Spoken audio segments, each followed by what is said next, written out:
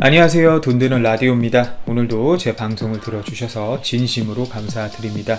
바쁘시겠지만 좋아요, 알람, 구독 한 번씩 꼭 부탁드립니다. 저에게 큰 힘이 됩니다. 한 번씩 꼭 부탁드려요. 자, 오늘의 제목 두 가지 주제인데요. 대한민국 필요 없다던 일본이 현재 땅을 치며 한국을 찾는 이유, 매출 폭락, 재고 급증, 줄도산이라는 주제와 삼성전자의 무시무시한 신제품 계획에 벌벌 떠는 일본 소니 또 역전당할 듯이라는 주제로 여러분들과 한번 이야기해 보도록 하겠습니다. 우선 오늘 9월 4일이죠.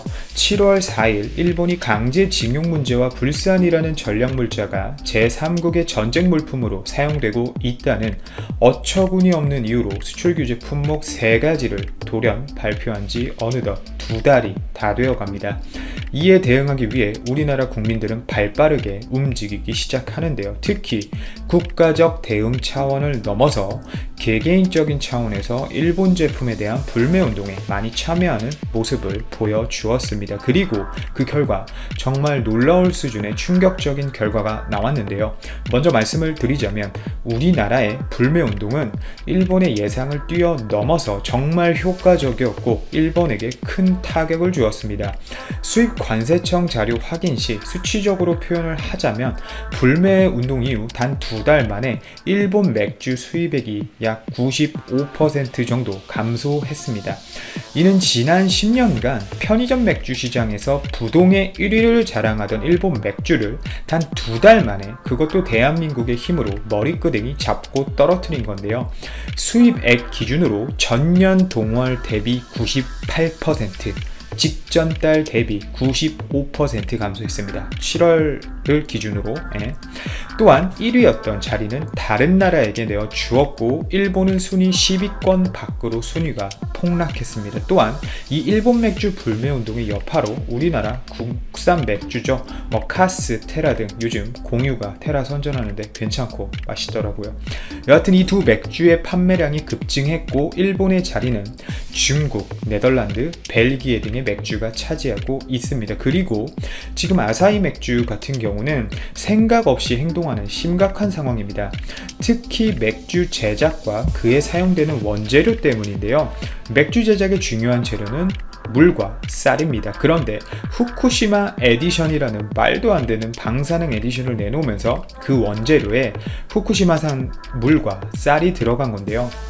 마치 아베 정권의 목표를 이뤄주려는 듯 행동하는 모습을 보면 정말 참담합니다. 국민들의 건강을 무시하는 정말 파렴치한 행동이죠. 실제 일본 후쿠시마 주변 음식물을 섭취하면 먹는 순간 바로 방사능 피폭이 된다는 일본 전문가의 발언이 있어 현재 파장이 되고 있는데요. 이런 전문가들의 의견 따위는 무시하고 프로그램을 진행하기 위해 안전하다고 후쿠시마 음식을 먹었던 방송과 패널들이 현재 방사능 피폭으로 암에 걸려 있거나 세상에 존재하지 않습니다.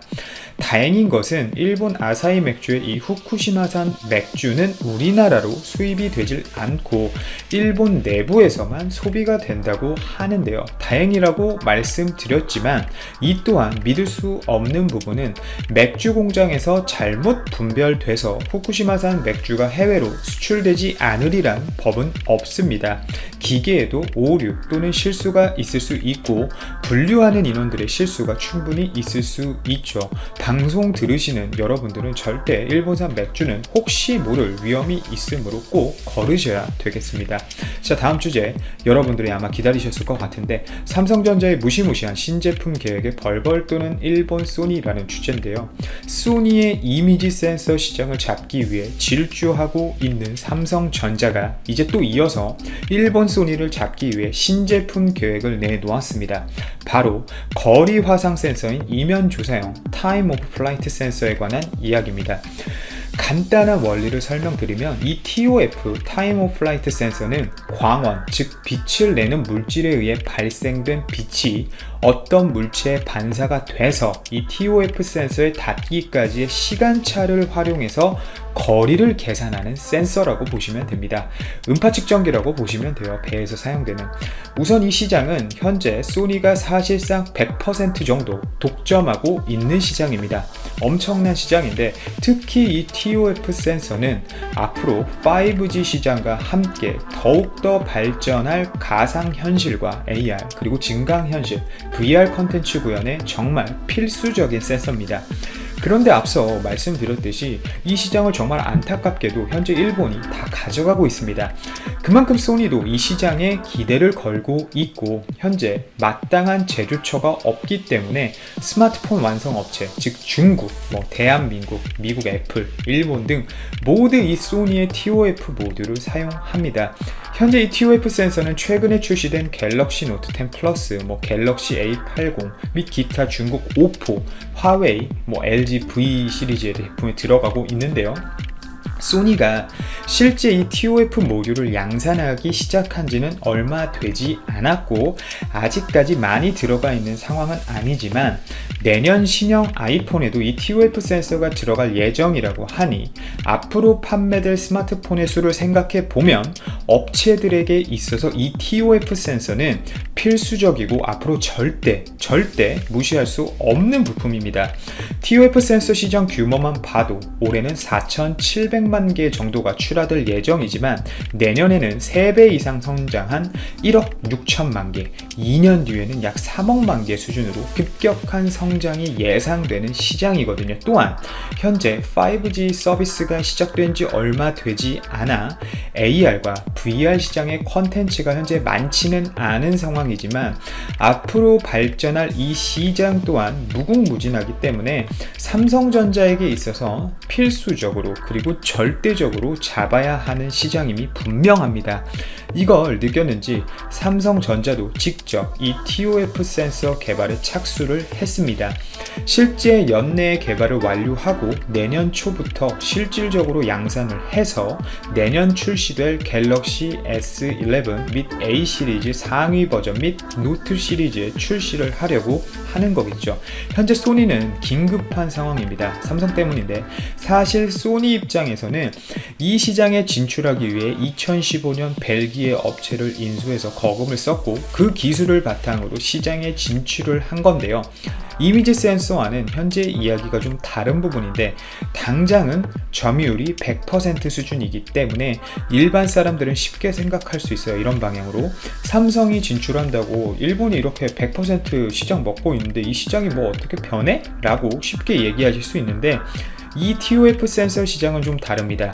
이 TOF 센서 시장이 시작된 지 1년이 채 되지 않았다는 게 소니 입장에서는 큰 문제거든요. 지금 소니 거를 다른 업체들이 전적으로 믿고 쓰는 게 아니라 소니밖에 시장에서 제대로 생산을 해줄 업체가 없기 때문에 소니 거를 쓰는 거지 막 소니 제품이 엄청 좋아서 쓰는 게 아니란 거죠. 물론 독일 인피니언이라는 시스템 반도체 업체에서도 이 TOF 센서를 생산 중이기도 합니다만 생산량이나 원가 문제 때문에 소니가 현재 대부분 생산을 하고 있죠. 이 스마트폰 TOF 센서를 이 시작되지 얼마 안 된 시장이기 때문에 소니는 점유율이 저런대로 불안할 수밖에 없는 겁니다. 삼성이 또 한다면 하는 회사죠. 잡겠다면 잡는 회사입니다. TV도 그랬고 스마트폰도 그랬습니다. 기타 전자제품 모두 그래왔죠. 그리고 이미지 센서에서조차 이미 그 모습을 보여주고 있습니다. 실제 2년에서 3년 정도 후면 삼성전자가 이미지 센서에서 소니를 추월할 확률이 높다고 업계 전문가들은 평가하고 있습니다. 점유율을 떠나서 이미 기술적인 면에서 최근 1억 화소가 넘는 이미지 센서를 발표해서 소니를 뒤집어 놨고 실제 이 1억 화소가 넘는 이미지 센서를 중국 오포와 샤오미에 제공한다고 하죠. 계획대로 삼성전자가 내년부터 양산해서 내년 하반기에 신제품의 TOF 센서를 탑재하게 되면 소니 시장을 사실상 30% 정도 바로 뺏어오게 됩니다. 왜냐? 삼성전자 스마트폰의 글로벌 판매량을 한번 보세요. 삼성전자가 자사 제품에 자사 TOF 센서를 당연히 넣겠죠. 삼성전자는 이걸 노리는 겁니다. 개발만 해서 양산을만 넣으면 바로 시장 확대가 가능하거든요. 그리고 이렇게 개발된 기본적인 센서를 갤럭시 시리즈에 보급을 하게 되면 자연스레 다른 스마트폰 업체들도 상향 평준화를 위해 이 TOF 센서를 넣게 됩니다. 시장이 그래요. 다 내놓는 기술을 내놓지 못하면 이젠 시장에서 도태되는 상황에 이르렀거든요. 자연스럽게 업체들의 스마트폰은 상향 평준화가 되겠죠. 그럼 이 TOF 센서를 넣어야 하는데 전 세계 스마트폰 시장에 TOF 센서를 한 번에 생산해 줄 수 있는 업체는 없습니다. 자연스레 이미지 센서와 비슷하게 소니와 더불어서 삼성전자를 찾는 업체들이 많아지겠죠. 이렇게 되면 자연스레 외판 또한 확장이 됩니다. 제 개인적인 생각으로는 2년에서 3년 뒤면 이미지 센서와 이 TOF 센서 시장을 삼성전자가 모두 먹지 않을까라는 생각을 합니다. 특히 들리는 이야기론 삼성전자가 반도체 2030이라는 목표를 달성하기 위해 시스템 반도체와 파운드리 산업에 엄청나게 집중하고 있다고 하는데요. 이를 위해 반도체 웨이퍼 생산에 있어 다른 회사 대비 에버리지 프라이스 자체를 낮춰서 시장 점유율을 높이고 있다고 합니다. 특히 요즘 같은 스마트폰 제조 업체들에게 있어선 원가 절감 자체가 기업의 이윤의 핵심적인 사항이기 때문에 삼성전자가 이 같은 전략으로 나간다면 곧 소니를 짓밟고 올라가겠죠. 그날을 기다리며 방송을 이만 마치도록 하겠습니다. 오늘도 제 방송을 들어주셔서 진심으로 감사드리고 이만 방송을 마치도록 하겠습니다. 감사합니다. CNN 등 외국 언론들 한국 경항모 건조 계획에 큰 관심. 한국의 첫 항공모함 건조 계획에 외국 언론들이 큰 관심을 나타나고 있다. 12일 현지 시간 CNN, 포브스 등은 한국의 경항모 건조와 여기에서 운용할 전투기 확보 계획을 한국 국방부 발표를 인용해 보도했다. 국방부는 지난 8일 총 300조 7천억 원 규모 2021년에서 2025년 국방중기 계획을 발표하면서 내년부터 경항모 확보에 본격 돌입해 2033년께 전력화하겠다고 밝혔다. 3만 톤급 항모의 수직이 착륙 전투기를 탑재해 해양분쟁 발생 해역에 신속히 전개함으로써 해상기동부대의 지휘함 역할을 수행토록 한다는 구상이다.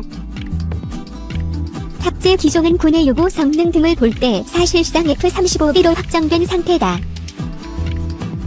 국방부는 해외에서 재해재난 발생 시 재외군 민 보호 및 해난사고 구조작전 지원 등 초급감이 군사적 위협에도 대응 가능한 다목적 군사기지의 역할을 수행하게 될 것이라고 설명했다. 외신들은 한국의 경항모 건조 계획이 미국과 북한 간의 합의 실패와 북한의 미사일 시험 재개에 따른 긴장 속에서 나온 것이라는 점이 주목된다고 전했다. 한국의 경항모는 미국 해군의 아메리카급 강습 상륙함과 형태적으로 유사할 것이라는 전망이다. 국방부는 경항모의 비용 견적을 내놓지는 않았다. 미국 정부는 한국 경항모의 가격이 40억 달러, 4조 7,420억 원 이상일 것으로 보고 있다. 또한 F-35B 전투기는 대당 약 1억 2,200만 달러다. 하지만 퇴역장 성인 전인범 전 중장은 한국의 경항모 건조가 현명한 투자인지에 대한 의문을 제기했다.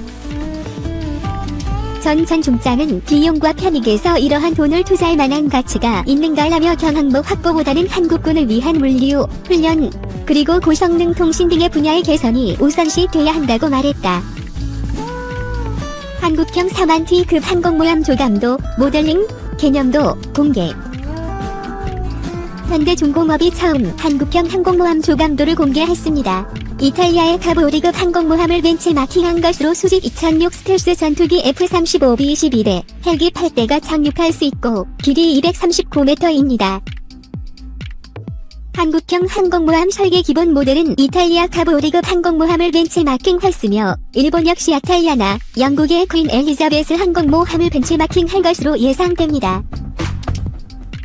현대중공업은 22물결 25일 세계 11개국 160개 해양방위산업체가 참여한 가운데 부산 백스코에서 열린 -2019 국제해양방위산업전의 설계를 진행 중인 한국형 경항모 4만T급 컴퓨터 그래픽 설계 조감도를 공개했습니다. 현대중공업은 해군본부와 지난 16일 대형 수송함 -2 개념 설계 기술 지원 연구용역 사업 계약을 체결했습니다. 현대중공업은 이달 중 개념 설계 착수 회의를 시작해 내년 하반기쯤 설계안을 완성해 해군에 납품할 계획입니다.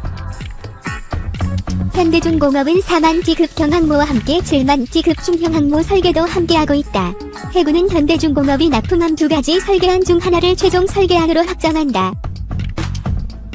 이번에 선보인 경항모 조감도는 만재 배수량 41,500T, 기본 배수량 33,761T, 수직 이착륙 스텔스 전투기 F-35B 12대.